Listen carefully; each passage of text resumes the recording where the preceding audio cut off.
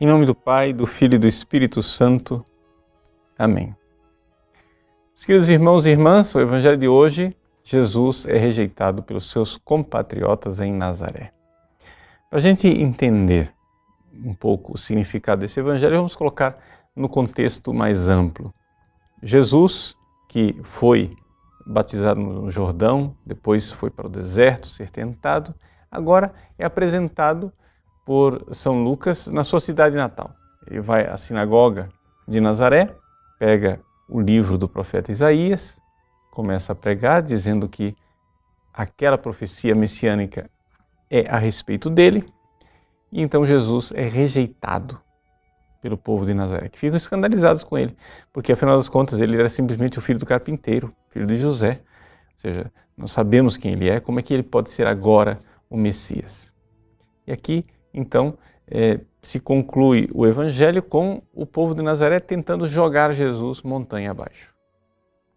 São Beda Venerável faz um paralelo interessante, dizendo que o povo de Nazaré faz com Jesus, na verdade, aquilo que Satanás fez com Jesus. Por quê? Primeira característica de coincidência, a inveja. A segunda característica, levar Jesus até a montanha ou ao topo do templo para pedir que ele se arremesse de lá de cima ou querer jogá-lo de lá de cima. O que significa, né, então, esse mecanismo de configuração satânica? Ou seja, como é que os seres humanos conseguem ser semelhantes a Satanás? Bom, primeira coisa, nós entendemos que a inveja foi o pecado fundamental que levou Satanás a induzir o homem ao pecado, a levá-lo ao pecado. Por quê?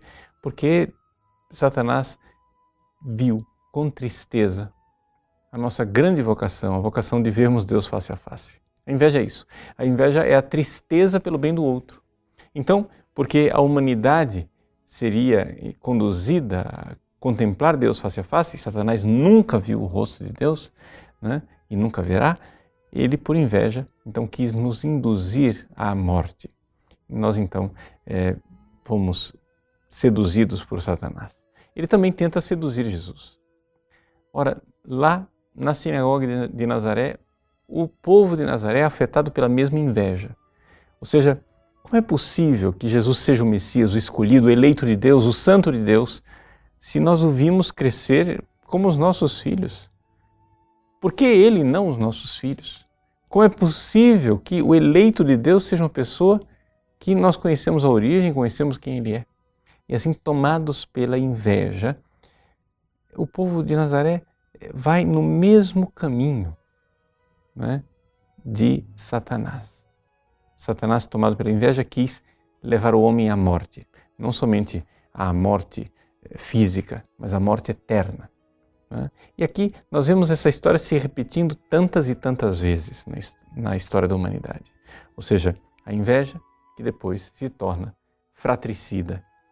Essa é a primeira história, por exemplo, de Caim e de Abel. Ou seja, Abel, amado, eleito por Deus, Caim se entristece, né, de inveja, fica se remoendo por dentro e decide matar Abel. Assim aconteceu também com os irmãos de José, né, os 11 filhos de Jacó, que decidem vender o irmão como escravo por inveja dele.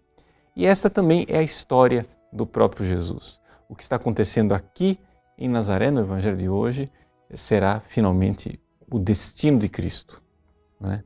Quando ele será não precipitado da montanha, mas crucificado na montanha, mas para a nossa salvação. Nessa quaresma, somos então chamados não a nos configurar a Satanás, mas nos configurar a Cristo. Ou seja, ele é aquele que não teve inveja.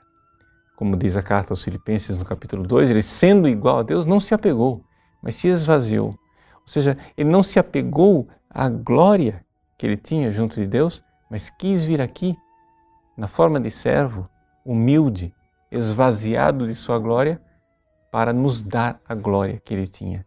É exatamente o contrário, essa generosidade, esse amor extraordinário do Cristo.